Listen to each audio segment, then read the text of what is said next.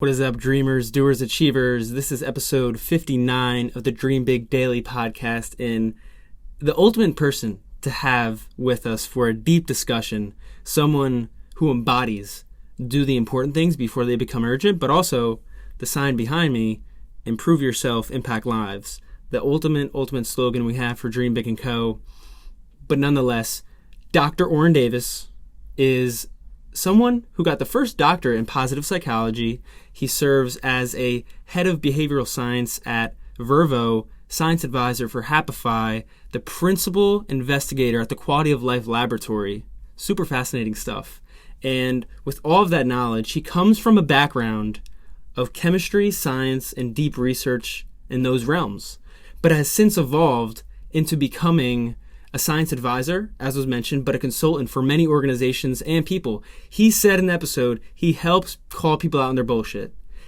And truly, he helps people become the best version of themselves. That's it. Point blank, straight up.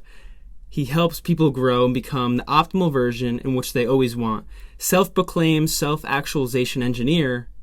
That's how he does it. He truly wants you to rewire your thinking and change your perspective. And there were so many times in which this episode, he caused me to ask better questions and caused me to rethink things. So this interview is not only for you, truly, but I learned many things from this. Dr. Oren Davis has such a concrete foundation in knowledge due to his research many years ago, but is now spreading that since he has such a micro understanding into such a macro level and helping so many people personally, professionally.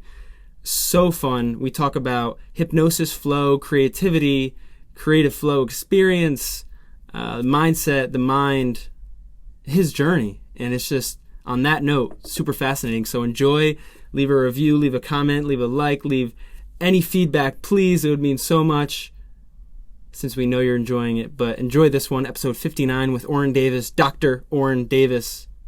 Let's get into it.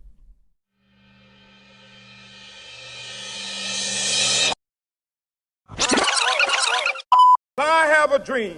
It's one small step for man. I am the greatest. You want something, go get it. Period. Nonetheless, I would love to give a 10 to 15 second intro, and then we'll dive right into it. Because I mean, this is one of the podcasts in which there's more things to talk about than I've ever recorded and conversed with someone over a discussion. So I'm really excited for that. I've dove deep into your work in the past weeks since we scheduled this, but you're the, as they call it, Quality of Life Laboratory Consulting principal consultant, which is that your own laboratory inception, or is that you're part of something that you've joined and you're just a major consultant for them? So for the Quality of Life Laboratory Consulting, that's my own. Okay. I am also affiliated with a couple of other groups, so I do have that as well. And the Quality of Life Laboratory is my lab, and I am a research scientist as well, so I am doing actual research studies in the lab. And but it's the glory of being for lack of a better term, following the scholar practitioner model, that I'm both a scientist and a consultant. And the advantage of that, and the reason why I do it, is that a lot of companies, they like to use the cutting edge research, but I would say, go to the source. Yeah, absolutely. And for you, it's been interesting because in processing all the stuff you've done and in looking into it, you kind of went the route of studying the micro of things, chemistry, neuroscience, psychology, to then being pulled into an area where people need you most with like startup consulting, organizational behavior and development, which is super fascinating. And I was curious as to how that gradual transition happened. And then we'll reverse engineer, no pun intended, to like your earlier stages of your career in life. So I admit it was a deliberate buildup. I really liked chemistry, just going back to middle school, high school. Chemistry was really cool. It made sense. It was, it had rules, but it also had some freedom to it, and I liked that juxtaposition, and especially I liked quantum mechanics. And as I studied organic chemistry in college, I really enjoyed that. People kind of laugh when I say Orgo was my favorite course in college, but it actually was. I had a great professor, and he was a really good systems thinker. And a lot of people think of Orgo as memorization, but if you have a professor that teaches it as systems thinking, it turns Orgo into a really, really beautiful thing. And I really enjoyed myself in that class, just like looking at the different systems, playing it up that way. And then I got stolen by the neuroscience department, in part because I wouldn't be able to take advanced organic chemistry with my favorite professor. So in the meantime, the neuroscience department looked cool. I had always been interested in psychology, neuroscience, how the brain worked. Human potential was the thing that most interested me, but I really did want to get a macro view on it, a micro view on it, to go micro to macro at some point. And so, yeah, that was a deliberate transition, going, chemistry, neuroscience, psychology, and then social psychology. And as much as my work is, about business, it's really the application of social, cognitive, and positive psychology to the business world. Yeah, for sure.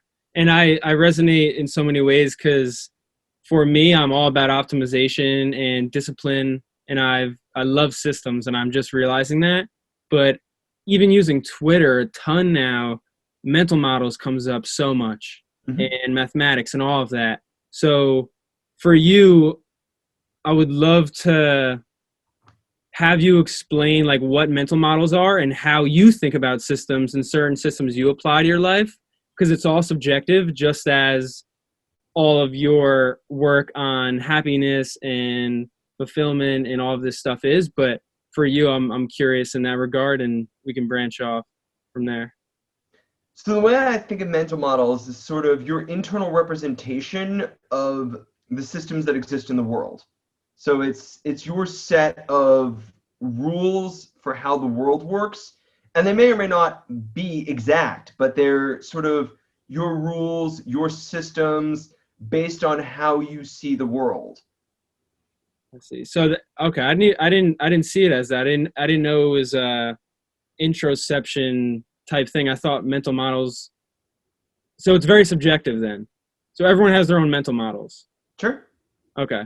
And for you, what is something, because I know you're an advisor to like Happify and these other companies, what is something they always ask you for with this science advisory work? And what systems do you usually help them implement when they ask you of these things? Or even at Quality of Life Lab, like what is your most pressing research and case studies worked on? And like, what are these themes? Because I always work in cycles and patterns and meta themes. Like, what do you find with all of those commonalities? I suppose you're going to laugh, but I tend to joke that my title is Chief Bullshit Caller. Yeah. Because a lot of my work, a lot of my advisory work is, okay, Oren, does this actually work, or is this total bullshit? Yeah. And that is a lot of what I do. Is I'm just calling BS on people like, yeah, we've got this new intervention that's going to make people happier. No, it won't. We have a better way of hiring people. It's not actually better. How about this new candidate assessment process? Is that going to work? No. Yeah. And I know there was in one of you gave a TEDx talk, and it might have been something else as well, in which you gave a lecture. Might have been at Penn, but you talked about how there's like a 3-step process to do things, and it's usually you face your emotions, and then you accept, and then you reverse engineer. So I find that like that disconnect is usually the acceptance part. And the people always talk about happiness. It's like the acceptance is why is it so difficult for people to digest the truth? So there are a couple reasons for this. Like, I actually get asked that question a lot. So that is from a TEDx talk. And one of the things that I was talking about is that when we get a vision of ourselves from the outside, when we get advice, when we get insight, some of that is we look at how much it's going to take to get from where we are to where that is. And that can be a scary amount of work. That could be a scary number of changes in your life, and the sort of thing where, like, even if it's better, it's different. And that means a lot of adaptation. That means looking at things differently. I know that, my life personally, I've dealt with a lot of changes in my life this year, Yeah. and many of them were good, and despite how good they were, there was an adjustment period for me because it meant that like I have to live in a different way. I have to think about what's going on in my microcosm in a different way. And no matter how good those changes are, that's work. That's effort. It means I've got to change my habits. I've built up habits, and I've built up my mental models. I've built up my reactions, and my different, for lack of a better term, ego states, the different ways in which I develop the different personas I develop to react to different things in the world. Mm. And if you get a change in your life, those don't necessarily work. They're not necessarily the most effective way to go. Now you have to do something different. Also, what are the resources you may need to expend to get there? Right? If I say to you, right here, right now, I think you could be the top podcaster on the planet in the next 5 years, would that scare you? Mm. Yeah. That's a good question to pose. And if you're asking actually, not rhetorically, it would not scare me. But yeah, it's the light, not the darkness, that usually what scares people, which is so interesting. I'm going to point something out to you that doesn't scare you. You didn't think very much about it, and that's not a knock on you. That's most people. They don't think so much about how that is. Think about it this way. You are now the #1 podcaster on the planet. This means you are a celebrity. You are world famous. You are now getting mail, email, DMs from everybody. You go out on the street, people know who you are. You go out to buy a milkshake, people know who you are. Whatever you do, wherever you go, you are now known. Yeah. That doesn't scare you? No, there can definitely be some annoyances to that, but it's interesting how my mind processed the end before. Oh wow, what do I have to go through and experience before it happens? And I know one of your lectures at Penn, you talked about that too, where you told people to count to 10, but they didn't really go through like the depth of how to get there or different ways to get there. So I do find that process interesting. So just for your listeners, the counting to 10 exercise that I have is I take a group of people, I stick them in a circle, tell them to put their hands behind their back, and they need to count to 10. But the rule is that if you count a number, the person next to you can't say a number, and you cannot say anything except numbers, and no hand gestures, got to keep your hands behind your back, and you got to make it to 10 twice, with the additional rule being that the first person who said 1, the original person who said 1, cannot say 1 the second time. Yeah. Boy, does that get hard very quickly. There is one other addendum to the rule, which is that when somebody says 10, the person next to them can say 1, because otherwise it can become impossible. So for that, you also can't say a number. Once you've said a number, you can't say another number until everybody else in the circle said a number. So you got to figure out the algorithm. You got to do it without talking, and so on. Yeah. It's that word algorithms. It's definitely a good one to bring up. I was gonna ask like, what are the solutions? But there's probably so many different ones to the group. So there are a couple, depending on the number of people in the circle, there are a couple different solutions. Again, like I said, the most important loophole in the solution is that when somebody says 10, the entire thing resets. So anybody except the first person who said 1 can say 1 after that. Otherwise, you can end up in impossible situations where somebody says 10, but nobody else can count a number. So it resets after somebody says 10. And what's the point of this exercise? Like, what are the main intentions for doing this with organizations or teams? So a lot of it is the fact that the team develops a certain nonverbal communication. I don't want to give too much away because I really do think that people should try it and like get in groups and try it. In part because I think it's the sort of thing where you could describe the results, but what you see, like seeing what happens, and it takes teams quite a few tries to get through this. Mm. And you see a lot of frustration, and people try to say stuff like only numbers. People's hands come from behind their backs. Put your hands back behind there, and it's fun, and people are starting to show some vulnerability, and people are starting to develop a certain synchronicity, and that part becomes really amazing. Mm.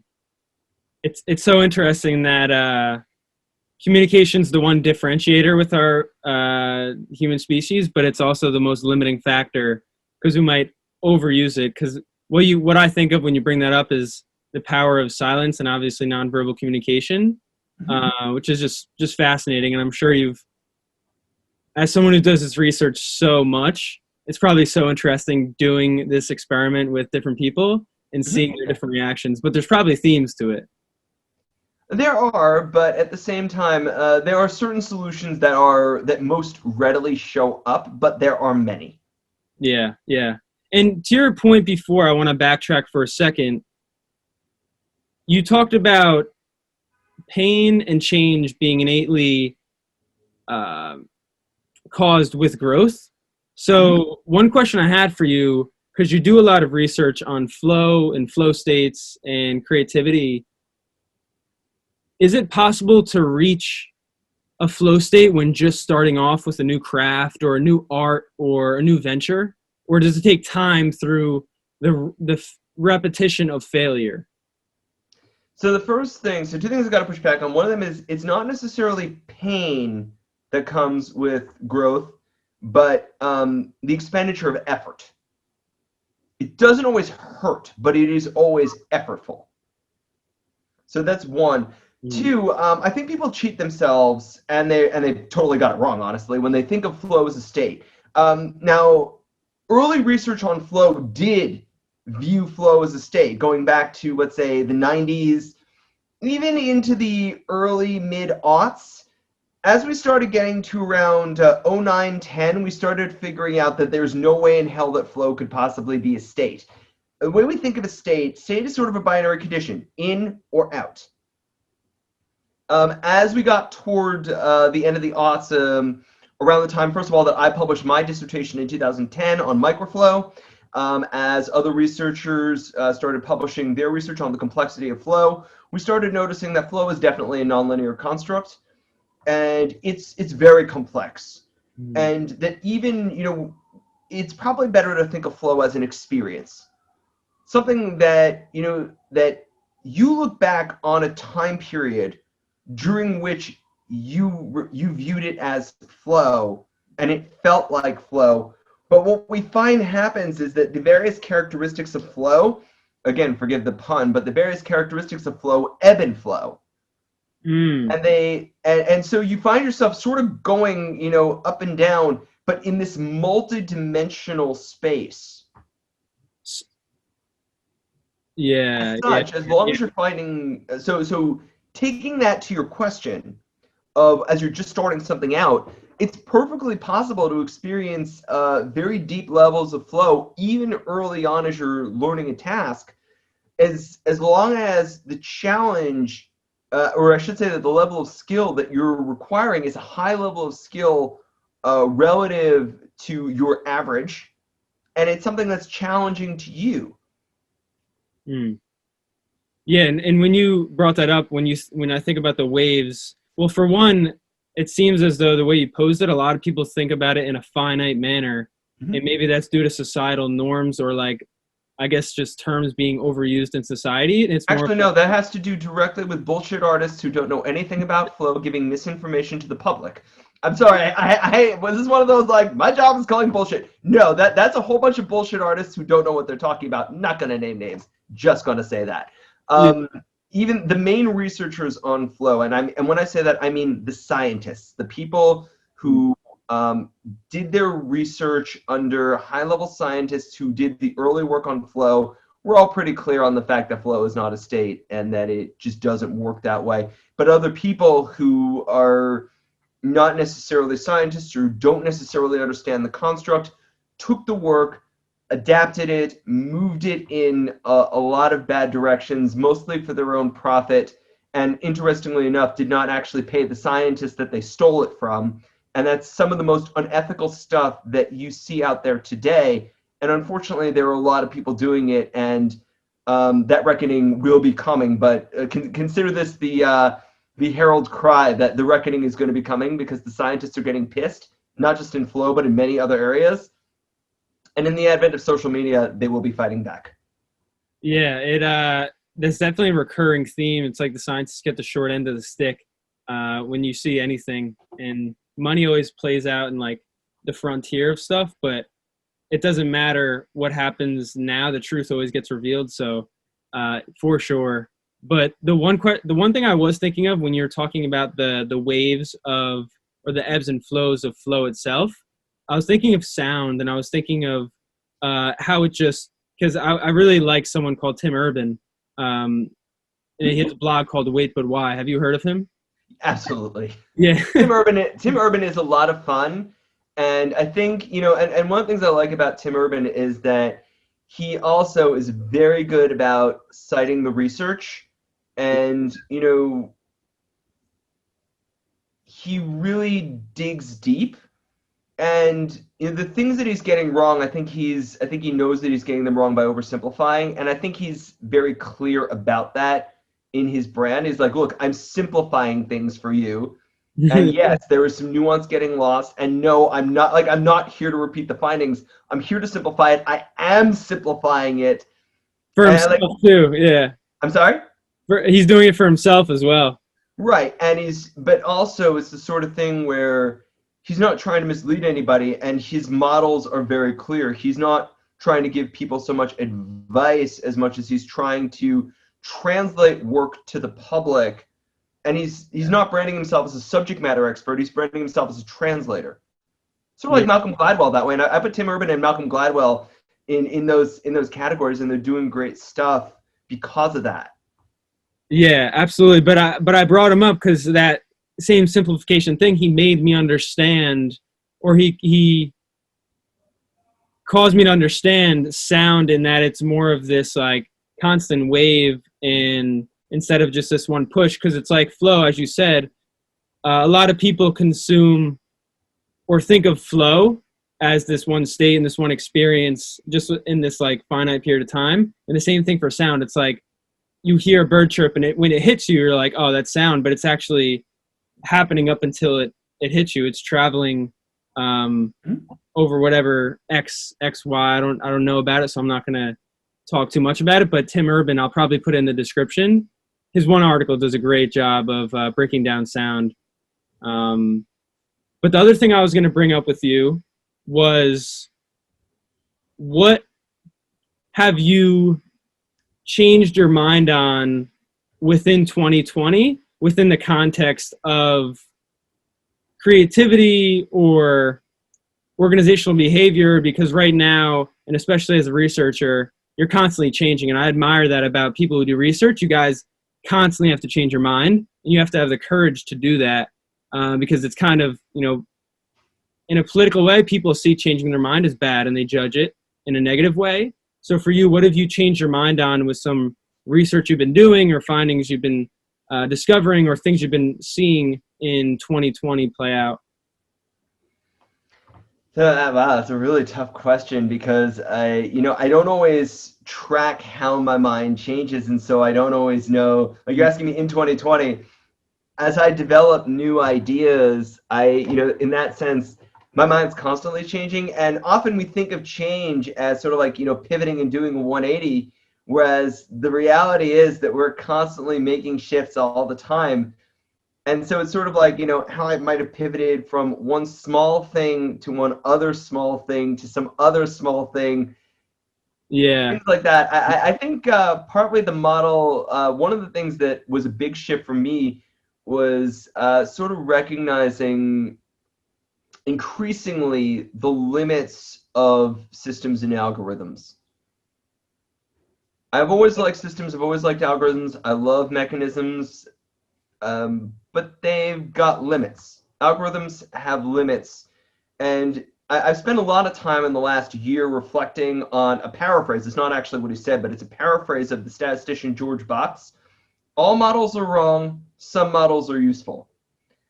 And I've really been reflecting on that in the past year as I'm seeing increasing numbers of models, models of the pandemic, models of the election, models of polls, and I've always had both simultaneously a very strong respect and a healthy disrespect for the numbers, and that's both my respect for the numbers and my disrespect for the numbers.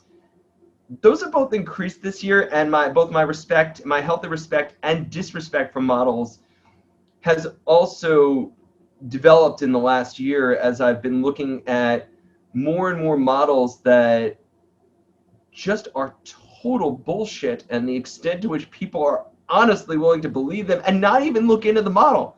It's like if you wave numbers in front of somebody's face, they just start oohing and eyeing, Yeah, as if you did magic, and as though you did hypnosis. not even. I mean, that's not even hypnosis. That's just an automatic response because people don't understand numbers and they haven't been taught to work with them, and they certainly haven't been taught to think critically about models. And that's been very frustrating to watch and somewhat challenging as well. Yeah, because that's really interesting, and that's especially because you're in that field. So it's sort of like a full stack front and back end developer for Twitter not liking social media apps. Like, that's so. How are you navigating your dislike with things with your interest and your striving for mastery within this field, within this realm? So, for example, a lot of what I'm thinking about is how can I use the models well, right? How do I make a useful model? And so some of the stuff that I've been working on, I've been spending a little more time at the drawing board about what my models can do. So one of the models I've been working on secretly for a very long time, it's about 11 years now I've been developing this model. And one of many reasons I haven't put it out there yet is I don't like the possible misuses of what I'd be putting out. And until I can come up with a user manual that says very, very clearly, here's where you can use it, here's where you can't use it. This is an ethical use of my model. This is an unethical use of my model. Because I don't want there to be any mistakes, number one. Number two, I don't want bullshit artists grabbing my work and saying, like, I'm going to charge you money to interpret Davis's model on this. No. I see where it plays out in society then. That makes sense. Yeah. And people, for example, using the MBTI in ridiculous ways, or even using Big Five in weird ways. What is that for context? Will you just Myers-Briggs. Myers-Briggs, okay. Which is total nonsense. Yeah. Myers-Briggs is pretty much nonsense. It's cute, but it's neither a useful theory nor is it it's not a useful model nor is it a correct model. So, but Big Five, I'm watching people take Big Five into all sorts of places and giving Big Five all sorts of interpretations that when you go back to Costin McRae's original work, like, that's not what they said. Yeah, and what you brought up in the beginning with how you approach stuff is I connected a dot with you with how Ray Dalio goes about some things. He says, instead of knowing I'm right, the way he approaches life now is like, how do I know I'm right? And it causes this like openness and vulnerability to things. That's why he has such an amazing organization with Bridgewater Associates. It's like his radical transparency, he calls it, within his organization. But it's that willingness to ask, how do I know I'm right? That puts the gates of pride down and of control down. So in that same way, you have to approach that as the scientist you are. Yeah, and part of that is, I remember this very well as a graduate student, definitely having some serious imposter syndrome and like being afraid to defend, like, I don't know what I'm doing, I don't know what I'm talking about, because one of the things that becoming a scientist teaches you is you don't know jack. And as you're becoming, and the funny thing is, like, the world looks at you as a world-leading expert, and you have a very, very clear idea of just how little you know. And the more you study, you really, really understand how little you know. And that juxtaposition is really, really hard. And I found one of the best inspirations I got on this was, I don't know if it's apocryphal, I don't know who said this, I'd love to find out if it really happened. Supposedly, there was a quantum mechanics professor who started his course on quantum mechanics this way. He said, students, I know nothing about quantum mechanics. you're here because you know less. Yeah, that's a good way. Similarly, I forget who said, I think this might have been Niels Bohr, who said, if thinking about quantum mechanics doesn't give you a headache, you don't get it. Yeah, exactly. Something along those lines. I don't remember if it was David Bohm, Niels Bohr. I think it was Niels Bohr, and I didn't get the quote right, but it's something to that effect. Now that the uncontrollability, it always pops up when I, at the end of the day, it boils down to exactly that. You realize how minuscule you are in the grander schemes of things, but especially you as like the pioneer and sort of pushing that needle forward through like theory and research and application. It's like you also have to accept the fact, especially entrepreneurs do, where it's like they're figuring out as they go. Like even the best, it's kind of just this transition from generation to generation, just pushing that needle forward.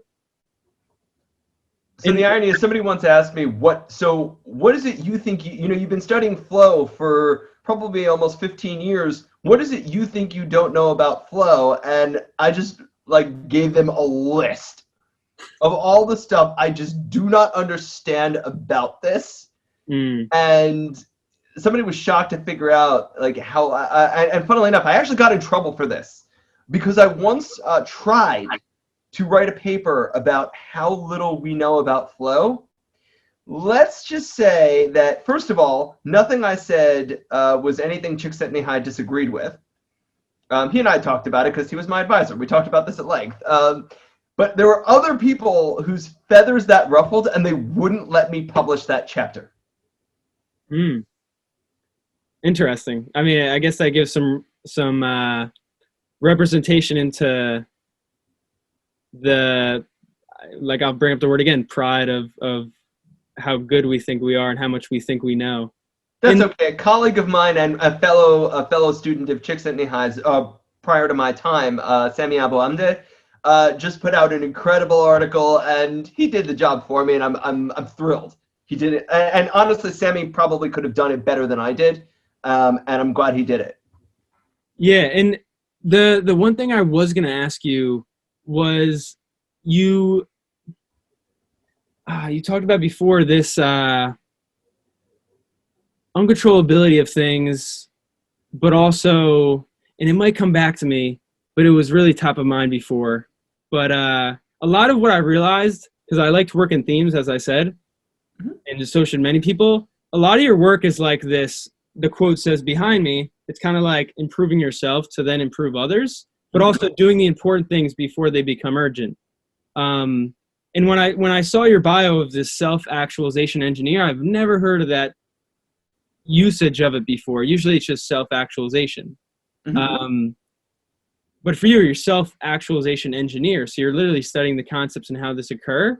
I'm really interested into how you define self-actualization and then what goes on in the brain when we try to fulfill certain desires. Because I know it's a long process, but we have to pick and choose our desires in life, and like what really goes on behind the scenes to that. And then I would really love to dive into that more in hypnosis and things of that I'm unknowing about. Sure. So I borrow a lot from Maslow and self-actualization, and I'm still catching up on Scott Barry Kaufman's new theory of self-actualization. He really dove into Maslow, and I admit I'm a little bit behind on the latest work on self-actualization. That's just been a time thing. I'm excited to see what Scott Barry Kaufman's come up with in his new book, Transcend, which, by the way, if you have not read it, I found that everything Scott writes is very much worthwhile to read. So definitely, if you're interested in self-actualization, and if you're interested in intelligence, creativity, everything that Scott has written that I have seen has been a great read. But anyway, I look at self-actualization as the fulfillment of your potential. That's still kind of a fuzzy definition, I freely admit. And the idea is that you've got a uniqueness to you. Every single person's got a uniqueness, and that uniqueness endows them with the wherewithal to make a contribution to the world that nobody else can make. And so the idea is that each of us as individuals fulfills the promise of that uniqueness, makes that contribution in their own inimitable fashion, and as such, the world changes. Mm. And so, in that sense, Maslow pointed out in his last book, which was published posthumously, The Farther Reaches of Human Nature, Maslow points out that self-actualization is not the top, nor is it really a top at all, but it's not even a hierarchy so much, but that beyond that is self-transcendence, and that's going beyond yourself, creating something that lasts beyond. And so, as much as you're going through the different degrees of need, I mean, hierarchy is so fuzzy, and it's certainly not a pyramid. Maslow didn't do that whole pyramid thing. He didn't do that. But to the one point of that, I really did, when you brought it up on another podcast, but then now this thing of going above the clouds and outside yourself.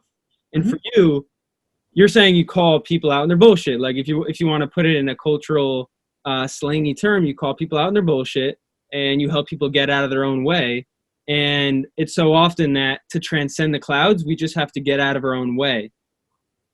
And for you, with working with so many people, and I know we referenced it before with pitfalls you find in the experiment you do with the numbers 1 through 10, what do you find hinders people most when trying to go outside themselves? Because the ones who are doing it the best in whatever industry they're in, they're playing a whole different game. They're the ones making the most money. They're playing the whole different game. Even if money didn't matter, they're just on a different level. Whether it be in music, you have people like Kanye, J. Cole, Lil Wayne when he was like Tupac, Biggie, whatever. And then you have people like entrepreneurs of the realm of Gary Vee or Tom Bilyeu. What do you find is the hindrance for not getting to that level? So I think the irony is you actually answered your own question. Is that those people don't play anybody else's game.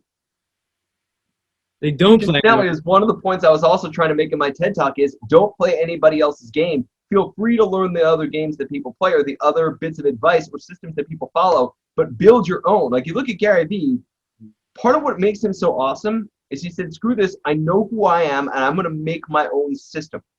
Ray Dalio did the same. Yeah.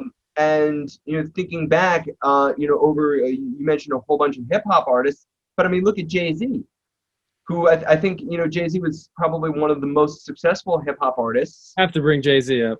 You have to bring Jay-Z up because he's such an icon in so many significant ways, and in a lot of ways, he was the game maker. Not just the game changer, but Jay-Z was the game maker. Yeah, you get to the point where you go above the clouds, but then you're the one like, I don't want to sound like an ominous being, but like you create the clouds in a way, and like you're the one who makes the game. That's interesting. Yeah, well, it's like you learn the rules. As you talk about, you learn yourself, you learn the rules, you play it well, and then you create the game eventually. Yeah. So you have to enter, as they say, like archetypally, like the dragon's lair in order to become like the dragon slayer before. Yeah, I like that a lot. But you also, and one of the things that happens very often, and often gets skipped over in a lot of stories, is you're supposed to build your own tools and weapons. So one thing, for example, in the Star Wars world that a lot of people miss is that traditionally Jedi make their own lightsabers. And that's an important detail. Yeah, can't miss out on that. That's true. So then, if there's so many things out there, would you say the only point for looking outside yourself is to get advice on how people do things so you can apply it to your own? In a sense, yeah. And I think, for example, like when you cook, you go to stores, you buy ingredients, you look up recipes and so on, but you have your own taste, you have your own style. At first, maybe you are copying other people, but at a certain point, if you're doing this actively, you get to know your own style, you get to know your own taste, you get to know how other people taste, and what their tastes are. And from there, you start being able to cater your taste to other people's taste, to perhaps even a broader set of tastes. And you understand different cooking styles, and you can integrate them to make your own. So, I mean, one of my favorite examples on this is Masaru Morimoto, who did amazing work, and he did a lot of neat fusion work. And if you look at the style he developed, it's very clear you can see different influences from other food experts, but he's made his own thing. And it is incredible to see some of the things that he has created. Yeah. And for those who are too inside themselves in a selfish way, and they're too caught up in their own world, but also past traumas or future angst, what is a way in which they can, or like common tools they can use and guides to get outside themselves without any drug usage or any of that in order to come back to the correct way of doing things? Because in a way of breaking it down, a simplified question, how does someone step away from their magnifying glass of looking too close at things to then step away to see this bigger picture, even though what they're focused on might seem like it's a big problem, even though it's not? Mm-hmm. So there are a couple things that you brought up there, and I want to go back to one of your earlier questions in answer to this one. You were asking before what goes on in the brain. The answer to that is we have no idea. Nobody knows this. We're guessing. We're shooting in the dark, and some people are hitting targets. But right now, we really don't know much. And so as we're asking, like, what's going on in the brain, we're making guesses. A lot of the studies are underpowered. They are not necessarily so accurate. And I'm not saying that this shouldn't be done. It should be done. But we need to recognize that neuroscience is not a fast-moving field. As much as it looks like it's moving fast, it's a lot of moving fast and breaking things. But a lot of those breaking things are, damn, we broke something, now we got to clean that up. It's not like breaking barriers. It's just we broke something went wrong, or we just made a much better guess. But human thinking is extremely complex, and so is the human brain. Similarly, for that very reason, one of the biggest questions that's currently existing in psychiatry is, do drugs actually work? And I'm not coming down on a side on that, because to be quite honest with you, I don't understand the literature on this. I've read literature that says that the drugs work well. I've read literature that says that the drugs don't. And just not having the expertise in the background, I don't know on that one. I really just don't understand it. So what I would say is that anybody who's considering getting treatment for any sort of mental health issue without drugs should be consulting with educated, well-educated, certified professionals who will get to know you and will get to know what you're about and will be able to give a much better analysis of whether drugs may be helpful or not. The one thing I think everybody agrees on is that drugs are adjunctive and that drugs are not the solution. When drugs are appropriate, they're there in a certain sense to take the edge off so that you can work your way through the challenges and hopefully eventually get off them. Now, for some people, that's never going to happen. They're never going to be able to get off the medication for various reasons. And again, I admit that I'm like talking way out of my lane and zone, so I don't guarantee the accuracy of what I'm saying, but it seems like most people agree that the goal is to get off the drugs, but that not everybody will actually realistically be able to hit that goal. Yeah. But then for that same individual who's caught up within their own internal process of what's going on, they oftentimes can't come to agreements with someone else because a lot of the times you don't want to argue with someone who's angry. It's impenetrable. Like, and this is no reference to political debates going on, but like if you have people that are just stringent in their ways, what are ways in which you can open up their viewpoint to then interject like a calmer way of looking at things, or like a perspective that'll calm their disposition in the current moment? Why is that necessary? Yeah. No, I don't understand your question, because you're asking me this question as if that is necessary. I don't understand why that's necessary. So what if someone's angry and their anger is causing no solutions to be brought to the table.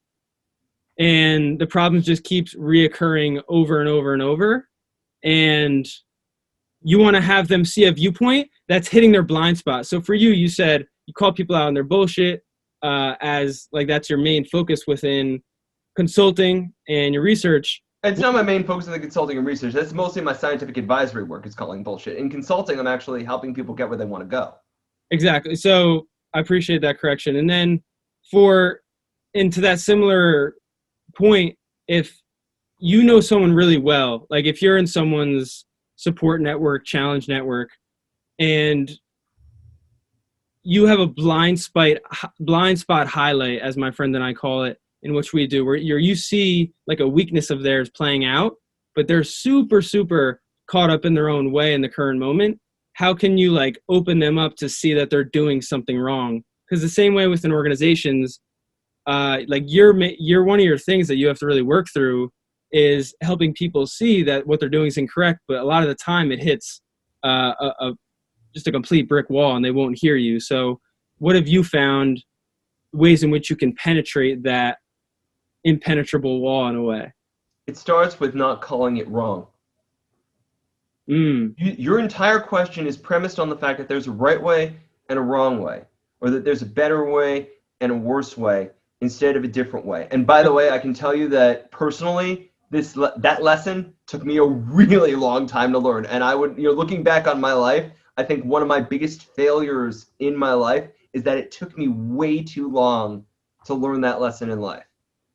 So it's just like what you said with the point of flow before, not seeing it as like one thing or the other, just seeing it as what it is and what you experience. Yeah, and so when you're talking about somebody who's got a blind spot, your first question should be, why do they have that blind spot? Not is that blind spot good, bad, right, wrong? Your first question is, why do they have it?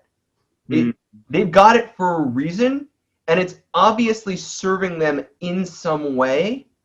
So before you even touch that blind spot, you better find out why they have it and what benefit it does them. And incidentally, this approach is similarly how you approach consulting. It's how you approach a lot of conflict resolution. Many, many things go back to why are things this way? And the answer can't be an ism. So for instance, when I'm doing diversity consulting and I'm helping a company, and you look at why companies aren't diverse, if your answer is racism, you know what? Even if you're right, you have not stated the problem in an effective way. I think it was Bertrand Russell who said, the hardest thing about a problem is stating it in a way that allows for a solution, something to that effect. And similarly, it's like you're asking the wrong question, or you're providing, a non-useful reason, even if correct. Yeah, it has to lead to something else. Right. And if you say, well, the company's not diverse because the company is racist, you know what? Even if you're right, you have just hit a dead end, because you can't knock out racism. When people talk about like, how do you completely eliminate racism? You don't. Racism is a lot like energy. It's only going to transform from one thing to another. Human beings in general create groups and categories. And as long as human beings create we and they systems, perhaps that we they divide may not be race, in which case it won't be technically racism anymore. It'll be a different form of demographism. We will find ways to classify people by some kind of demographic, and certain people in that demographic will be we, certain people in that demographic will be they, and people like to say there's an abundance mentality. We've got all sorts of abundant things in the world, but there is one thing that we don't have an abundance of, and that's time. So knowing that time for all of us is definitively finite, and that we can only spend so much of it, and nothing we do is going to get us more, at least as far as we know right now. As long as that's true, there will always be, and as long as we need to classify people, which we do for our mental models of the world, because we don't have the time, effort, and energy to not classify people, there will always be we-they divisions. So now the question is that we-they division a useful one, right? It's a model, right? All models are wrong. This is an artificial we-they division. The question is, are you doing it in a useful way? So how do we get rid of racism? I wouldn't want to think about it that way, because what you're saying is, how do we get rid of we-they divisions? We don't. Yeah. We need them. But the question is, how do we make we-they divisions that are useful? And most importantly, part of the definition of useful is that doesn't penalize people for things over which they have absolutely zero control. One of those things is what race you are. You have no control over that. That's just what you're born with. Yeah. So to make that we-they division, that particular division isn't useful. And so when I'm going into companies and I'm doing diversity consulting, that's usually one of the things that gets discussed is, why do you have a low diversity? You've clearly found ways of delineating who is the we and who is the they. And in this case, the we is people belong in this company and people who should work in this company. And they is people who should not work in this company. Unfortunately, for a lot of companies, that we-they division also seems to have a bit of a correlation with the races and or ethnicities and or genders, certain other non-controllable demographics of the applicants, the people, and so on. And once you have that, that's not useful. Yeah. So what is useful? So what I go in there and I help them do is I help them create we-they divisions that are useful, and hopefully those divisions, and the goal of those divisions is that they won't end up along the line of race. And one of the things I tell companies is that your diversity numbers are a lot like taking your temperature. If you've got what people would call quote unquote bad diversity numbers, that's like having a fever. You have no idea why. You have no idea what's wrong with you. You only know that whatever you're doing, something's probably not going right. And that's where, people like me come in and, we start actually investigating, diagnosing what's really going on. How is this happening? And that differential diagnosis is really how you get through that. But similarly, when people have got blind spots, you do the same thing. When you see a blind spot, something's wrong, but it may not be what you think it is. The blind spot is the symptom. Yeah, it's that detachment of it too. Because then if you say this is wrong, you might be inserting your own way of looking at it, which could be ego-driven in some way. That's not actually the best way to. So it's like, for what you're saying is just, and it answers a lot of the questions or meanings of the questions I was asking, which is like stepping outside oneself to just look at it in a better way and approach it in a different manner. Yeah. And it's about, being a bit more utilitarian, but also recognizing that people have reasons for what they do and respecting those reasons. So there's gonna be an innate empathy or compassion to. No, respect. Respect. Okay. I want to differentiate those because I may not please I may not empathize with you on this. I may not empathize with you, and I may not have compassion for you on this, but I still respect that you whoever it is, that person is who that person is. And even if I don't like what they're doing, if I don't feel that they deserve my compassion or my empathy, there's still this innate respect that is required. Yeah, I mean, if you respect them, it shows you respect yourself in your own way too. Yeah, it does. But most importantly, if people don't think you respect them, like, you don't necessarily have to empathize, and you don't necessarily have to get where they're going. But part of that is, if you respect their individuality, and you respect that they are who they are, that has to be the foundation of any conversation. And then, they're in a position to hear what you have to say and weigh it according to whether you empathize or whether you have compassion. And you can even say something useful, very useful, that they can still remain useful even after they discount what you've said because you don't have the empathy or compassion. And they'll do that analysis because there's respect. They'll reverse engineer it into their own views. Yeah, that makes a lot of sense. That's a great breakdown of it. And because this was, I love this entire topic we just went down. But to go into one avenue for a second, just being interested in the topic in general, I really want to learn more about it, heard about it. What is this hypnosis? And as you said, everything we're doing is we don't know what we're doing. We're guessing. But what have you found with stuff you've done, and what have you done with trying to understand hypnosis? So originally I thought of hypnosis, looking at trance as a way of maximizing our potential and capabilities, and I thought it was a very good vehicle for it. I still do, I should point out. I still think it's a great vehicle for that. But one of the funniest things about hypnosis is that, over the years, Division 30 of the American Psychological Association has attempted to define hypnosis. Do you know that a bunch of leading scientists on hypnosis can't agree on what it is? And there's even this schism and this breakdown of two completely different camps. And what's even funnier is we don't know what hypnosis is. We don't know how hypnosis works. The joke I make about hypnosis is, the experts on hypnosis, they're sort of like, master manipulators of the microwave. Right? Most people have no idea how a microwave works. They don't care how it works. They just put the food in, they hit a bunch of buttons, and out comes what they want. And hypnotists are really, really good at understanding which button combinations produce the right results. And that's what a lot of them study. And I don't want to knock that, I should point out, because hypnosis has so damn many buttons that it is an art, it is a science, but at the same time, we still have no idea what the hell is going on. I'll give you a simple example. All right, imagine I hypnotize you right now, and I tell you to raise your hand. Now, we have well documented the phenomenon that you're going to raise your hand.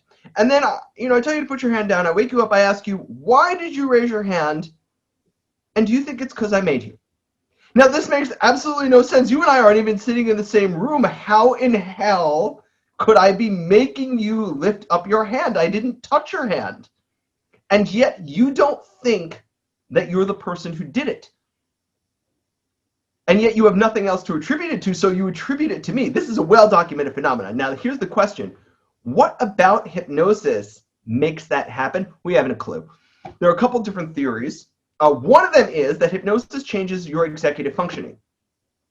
This leads to a lot of overdramatization in Hollywood and other assorted nonsense, but the way I would describe that change, if it's happening, is that it's sort of like anything you don't object to, you're much more likely to do.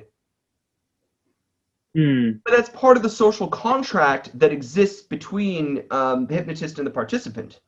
Although I'll get back to that discrepancy in a minute. Hold that thought. The other theory says that that hypnosis changes your perception over your executive functioning. So what hypnosis does is it helps you dissociate from perceiving yourself as the person who engages in action. You step back from that, and you're able to experience things more automatically. But what's really funny is a little bit of a misnomer of that people don't understand about hypnosis, and this is probably the most important thing that people don't understand. And when I teach it, I always start with this because it is rule number one, and I tell everybody, rule number one, all hypnosis is self-hypnosis. When we think of hypnosis, to hypnotize, which is a transitive verb, right? The idea that I hypnotize you, right? That actually makes zero sense. In that sense, I don't do anything to you, right? You do this all yourself. The hypnotist is the guide. Now, I'm a very experienced guide. I've been doing this for a long time. I'm a very experienced guide. I've been doing, a lot of guiding of people. But you're the one who engages, calling all the shots, and thinking of a hypnotist more as an advisor, somebody who may know the terrain better than you, but you're the one walking the terrain. So I'm the one who can tell you how to draw the map, how to navigate, where you probably need to be going, and common places that people go to, but you're doing it. Yeah, it's like a Sherpa of someone climbing a mountain. More than that, I think, because you're carrying your own gear. I'm not carrying your gear, and I'm doing a lot more guiding, and I'm getting a lot more feedback from you. There's definitely always when somebody's working with somebody else doing hypnosis, what we might call hetero-hypnosis, as opposed to auto-hypnosis. So auto, you're doing it just to yourself and only by yourself. Hetero-hypnosis, where there's somebody else guiding you through the process. There is a very, very deep partnership that happens in that. So you and we work together on that. And I get feedback from you. Milton Erickson, who is considered the grandfather of modern hypnosis, probably considered one of the greatest hypnotists of all time, at one point said something to the effect of, "My clients tell me what I'm supposed to do." And it's funny because everybody sees themselves as going to him, and he's like, they tell me what they need. I just listen to them, and they tell me what they need, and then I do it. Yeah. I appreciate that entire explanation, as I'm sure there's so much to uncover, but the depth with that was really great. And to that one point of it too, I find it such a good principle to abide by, with, especially for you as a consultant too, as one of your roles in life, and even like a life coach, if someone were to be that, or a life partner with someone, you don't help someone, you don't cure someone's problems. You're just like a way in which they can help themselves do it. I think there's a great quote. I can't even recall it because it's not top of mind, but someone said to this author once, like, "I loved your book. You helped me cure this thing." And he was like, "Oh, I didn't help you do anything. You helped yourself. Like, I was just a toolkit." So it's that I like, the one thing I would extract from what you said towards the end of that too is not detaching oneself to their craft too much, or like thinking they cured someone of something, where it's just they're the helper, they're the agent. Catalyst. Yeah. Richard Keller. I know you know of him from Next Gen. He the catalyst effect. Use that word. Yeah.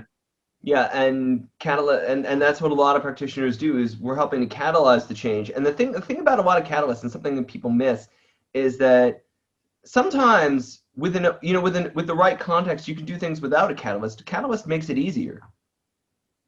And something I also mentioned in the TED Talks, that the catalyst reduces the activation energy, and that was I found a lot of analogies from chemistry and life, and I use them a lot. Yeah, that's probably so true. You find even more themes than I can even imagine, because you were studying the things that make the material all around us. So there has to be some like patterns as to how that system operates itself and to how we function, because we are atoms, we are energy, we are chemistry.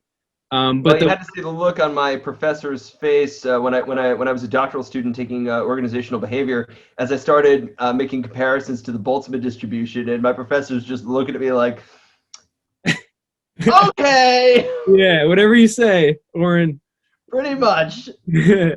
And so the one thing of what you said with hypnosis that also connects with flow in your step-by-step process of, and also habits, is the automatic aspect of it. It get to a point where something becomes so second nature. And I'm finding through my living that repetition is just the really end all be all of many things.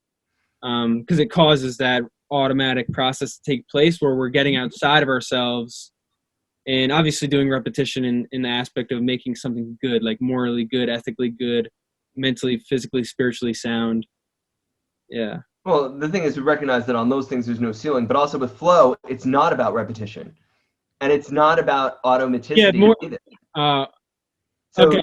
Autotolicity, yes, but automaticity. Oh, so that was the characteristics of flow, was the automatic automaticity of it. Yeah. But it's not. It's autotelicity. So auto itself, and telos is from the Greek for goal, I think, something along those lines.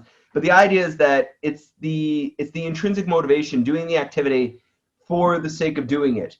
So, for example, I play bridge because I like playing bridge. I mean, obviously I'm playing to win. And bridge is one of those things where I find I'm not nearly as good as I want to be, and I'm developing. But I like to play. I like the game. I like the process of the game. I like thinking about the game, learning about the game when I can find a minute to do it.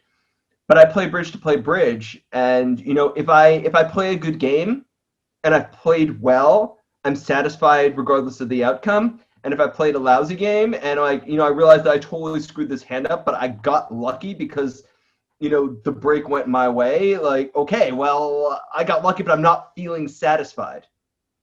Yeah, and that was, I think there was another, correct me if I'm wrong, another part of the process of the characteristics of flow is was basically not like doing something you enjoy, or not like basically the example of you end up getting a like when you're a teenager, you end up getting a relationship or this romantic girl as a part of your life and as your girlfriend because you don't try as hard. So it's like that one aspect or like pillar for characteristics of flow, as you said, is not trying like too hard. But I would love for you to expand on that more because I'm not like hitting it correctly, nail on the head.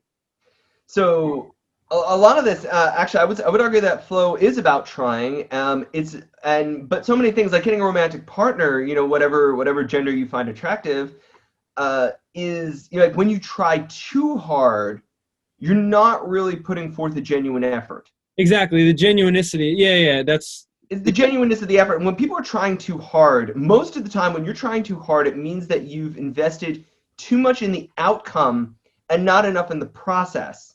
Whereas, you know, but that does not at all mean that you should not be deliberate. Like if you are trying to find a romantic partner, then, you know, whichever gender you find attractive, like you should be pursuing, you know, people of those gender or genders in a deliberate way, and not in a calculated way in that you're so bent on the outcome, but that in a way that allows you to create meaningful relationships that may also develop into romantic ones. Yeah. Go for genuine results, and it's the same thing when you want to experience flow. Go for things that lead to genuine enjoyment of the activity, whether you experience flow or not. I actually don't get that much flow playing bridge. It just happens not to be a flow activity for me so much yet. Maybe in part because I find that I'm not yet good enough at bridge, and I'm not very good at picking challenges that fit my skill level. Whenever I'm playing in groups, I'm finding I'm either in a group where everybody's much better than I am, or I'm finding groups where everybody's nowhere near as good as I am, and I'm not actually that good. But like I'm in that zone of like, you know, beginner intermediate where I just find I don't know how to assess my level, and so I can't pick appropriate challenges. Whereas other things, I know how to pick the right challenges. I've got a good sense of my skill level, but my only knowledge of my skill level in bridges, not that good. That doesn't mean, that's not very meaningful. I enjoy it, but I'm still not that good at it. Whereas other things, I've been doing it for a long time. I've been a ballroom dancer for a long time. And so I've got a pretty good idea of my skill level, so I can find the right challenges for that skill level. And I have very specific goals, which, remember, in flow, you need goals, clear goals, and a knowledge and some way to know whether you're achieving those goals. So when I dance, I know how to pick a challenge, a goal that will be challenging for me to reach relative to my skill level. And I choose the goal, and it's not always the goal that every dancer has. They're my goals. Yeah, exactly. And I'm so glad you brought that up, because it might have been one of the things I was trying to grab on before when trying to ask the question. I've been absolutely loving golf, because the feedback's instant. And you have a goal of where you want to hit it, especially if you're on a range. You have a measurability. It shows you how far it goes. And it's instant feedback. Like especially if you record yourself, you know how your form's incorrect. And it's just that constant repetition. And I've been finding maybe my flow activity is this is breakthrough. If it is, just going to that golfing range and just even playing golf too, but especially a golfing range, because it's not as live in action. So there's not as much judgment, but I get more reps if I'm on a range. So I find that correlation interesting, because and also that process of how you explained it, it's fascinating. I really hope someone uses that listens to this episode. I think that any activity can be a flow activity. So the fact that you have not found flow going to the range means that the goal you chose is not necessarily the sort of goal that's more conducive to flow, but you could find that. So for example, if you're going to the range, you know, some of that could be, where is the challenge for you? See, when you go to the range, your goal is not challenge.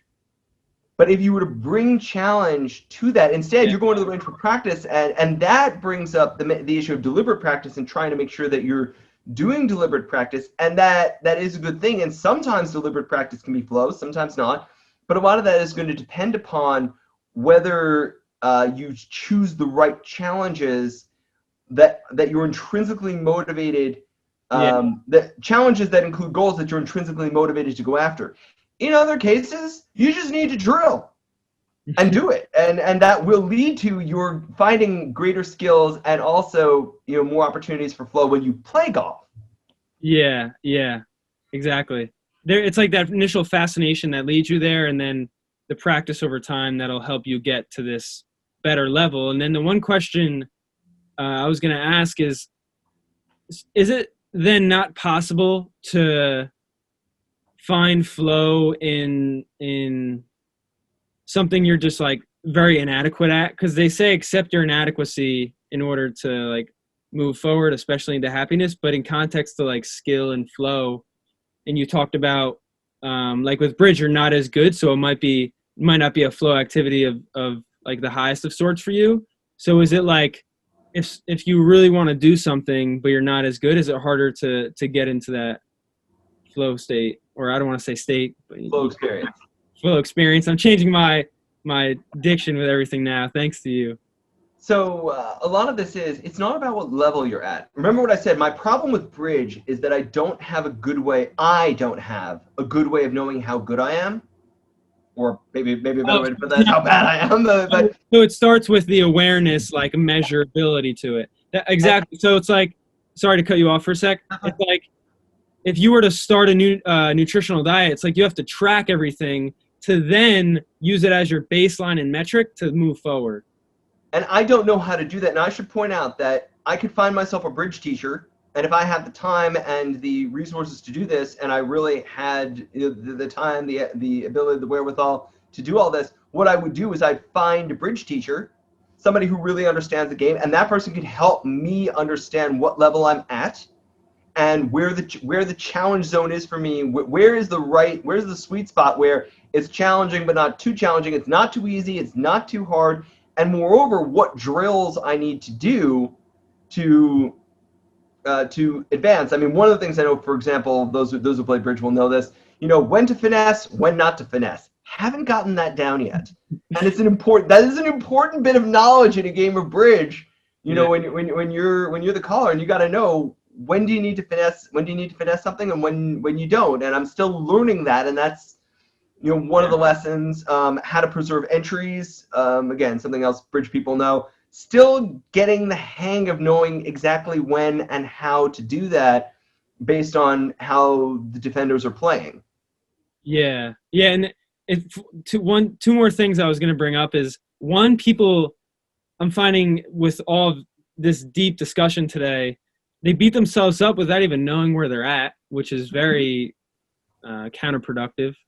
And then a lot of what you do, and I'm sure you like him a lot, is what Josh Waitzkin really focuses on with the aspect of learning. But I'm finding him interesting because he has a cool approach to trying to master things, even though mastery, it'll never occur because there's constantly improvement going on, but like a high level of skill with something. So I admit that I am not. I know who Josh Waitzkin is. His work is also on my list of things I want to check out. Yeah. It looks interesting, but one of the things that I push back on, not necessarily against Waitzkin, because I don't know how he operationalizes this at all, but some people, when they talk about mastery, is what is the definition of mastery? Yeah, exactly. And I find that some people that talk about like, well, master this quickly, I don't. I would look at that and I would say that's not mastery. Whereas other people might say that that's mastery. So part of what you need to do, so to speak, if you're going to buy into that, is you need to buy into the fact that their definition of mastery is accurate. Yeah, and it's what you said. I'm not sure it is. Yeah, it's what you said to your constant point, and also your TEDx talk is find how people do things. Find out how people do things.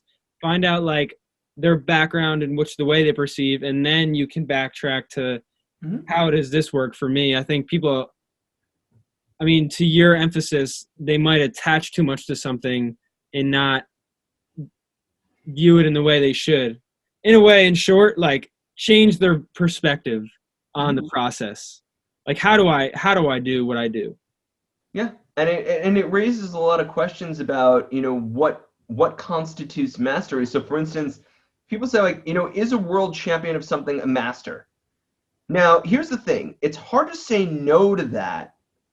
But the other question is, do you agree that the criteria that were used to establish the world champion are, in fact, criteria that reflect mastery? Now, if you're not an expert in that field, you don't know. At the same time, whether you want to achieve mastery or like what your definition of mastery will be, do you agree with the experts? Don't you agree with the experts? In a certain sense, that doesn't matter because it's what's meaningful to you. Yeah. And so, like, is that kind of mastery the kind that you want? So people ask me, why was I never a competitive ballroom dancer? And part of that was, I understand what they're talking about as mastery in ballroom dance. I respect that, but that's not meaningful to me, which is why I don't do competitive ballroom. And I find that those goals, and I have friends that are excellent at that, and are extremely high-level ballroom dancers, but I find that I don't want that kind of mastery. They may have it and I don't, but I don't like the process. To me, not to them, but to me it ruins the art. To them it does not. But part of it is, I find in my discussions with them, we disagree about what the art of ballroom dance is. Yeah, and to like, it has to be that way in a way. Yeah.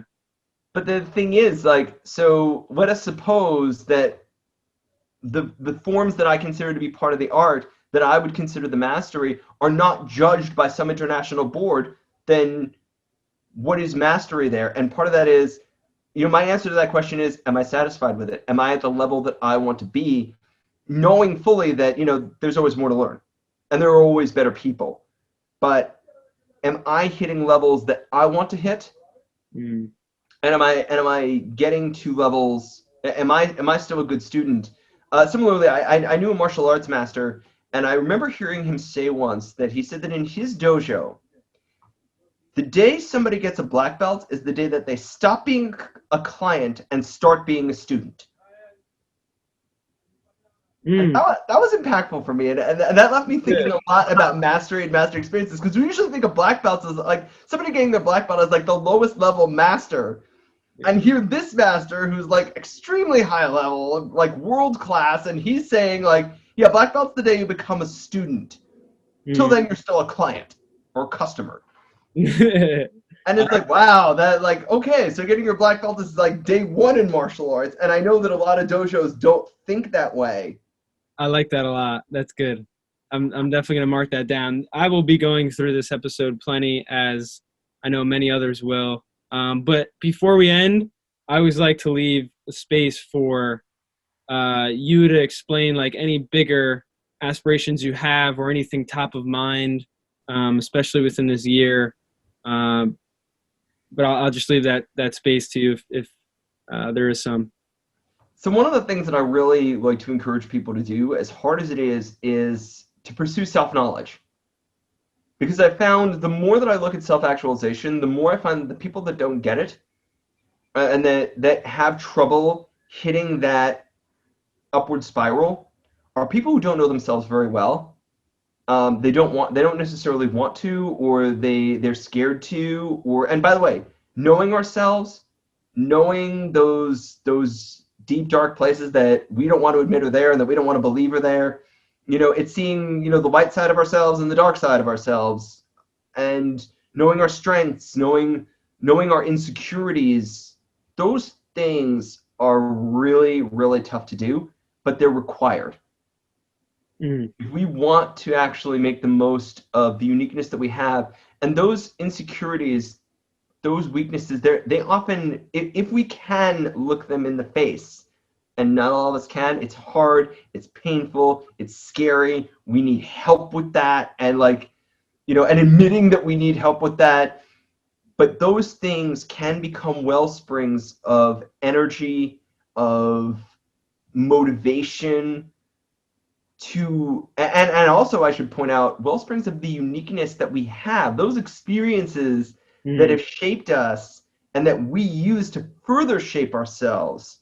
They come from that self-knowledge, it's hard to get, but it's something that I think is one of the most valuable things on earth, in part because that's what gives us paths to meaning. Mm. So I always encourage people, do that as much as you can. Get help if you have to, and you're going to need a lot of help. Like, that's not help from one person. That's not just a therapist. You're going to need people who know you well, whether that is friends, family, intimate partners, and I use intimate writ large, not necessarily just romantic intimate partners, but also people that know you intimately, and people that with whom you have partnered in the development of intimate knowledge. Mm.